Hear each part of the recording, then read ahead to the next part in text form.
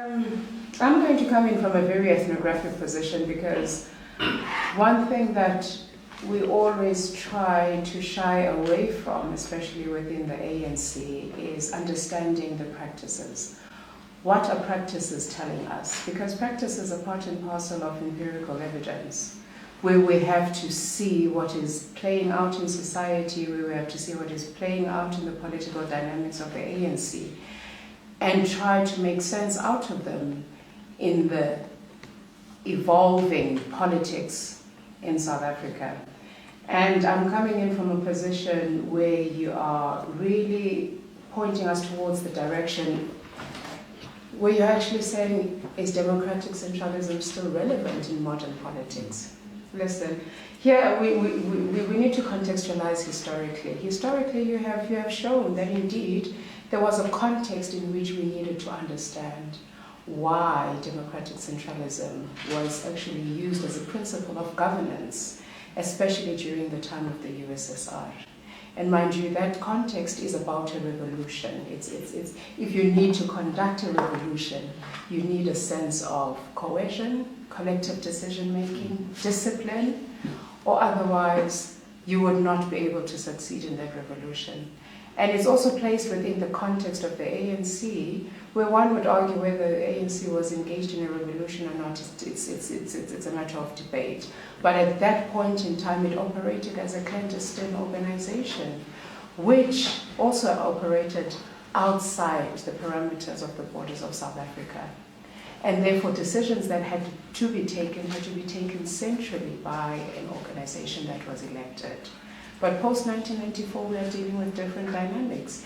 And here we are dealing with dynamics of tensions between representative democracy, which is one of the issues that I covered very extensively in my research with local government. And I'm going to go back to the issue of where we see these dynamics really coming out to play, where councillors are elected as representatives of communities under the party banner, which contradicts the notion of local government, because local government is about communities. So you find that there are these tensions, and these are the tensions that I think as the ANC should grapple with in terms of finding its answers, because at the end of the day we are operating within a constitutional democracy. How do we reconcile what we call representative democracy versus pluralism versus deliberative democracy?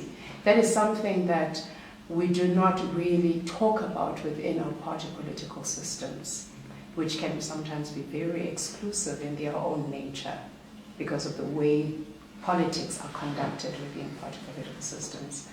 So I just want you to actually start thinking about how do we then actually say that what are the practices teaching us? And the practices are actually teaching us that there are these contradictions, there are these tensions, and these are the tensions that should be proliferated within these debates.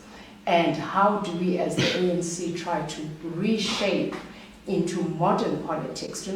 Don't be shy in talking about that, because we are dealing with modern politics.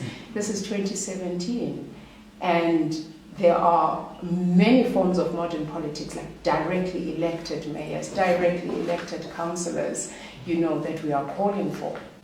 So how do we actually modify our politics towards shaping our democracy into becoming a more pluralistic democracy that is not so exclusive, where everything has to happen within the realms of the party, where everything has to happen within the constraints and the constructs of decision-making that we know to be mostly hierarchical. So, but in that case, I'm also just going to comment on the fact that it's quite even contradictory that when Thabo Mbeki had to be removed, there was no consultation with branch members. He was removed directly by the NEC.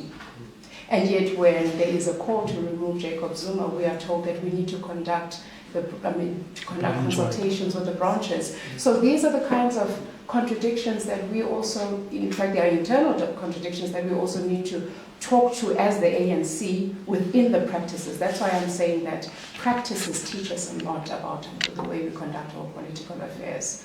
And let us not be modest, let us engage with them directly. Practices tell us about the dynamics of our politics.